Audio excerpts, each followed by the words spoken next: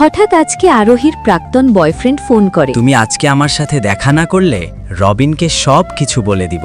তখন আরোহী ভয় পেয়ে তার রবিনকে কিছু বুঝতে না দিয়ে সুফিয়ার সাথে কথা বলার অভিনয় করে। তখন রবিন বলে, তুমি কি কোথাও যেতে চাচ্ছ? সুফিয়া আমাকে ফোন করছিল, ও নাকি অসুস্থ, দেখা করতে যাওয়ার কথা বলতেছে। আচ্ছা চলো, আমি তোমাকে নামিয়ে দিব। তুমি কেন কষ্ট করে আমাকে দিতে যাবে?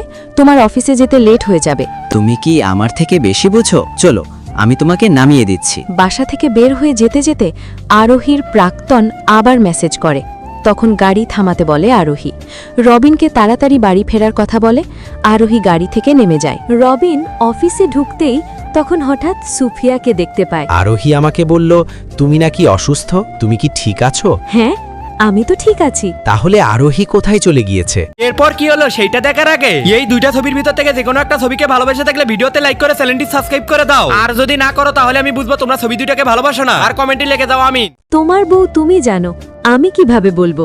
তখন রবিন কিছু আর না ভেবে হোটেলে গিয়ে আরোহীকে তার প্রাক্তনের সাথে দেখতে পায়। পরবর্তী ভিডিওটি দেখার জন্য সাবস্ক্রাইব করুন।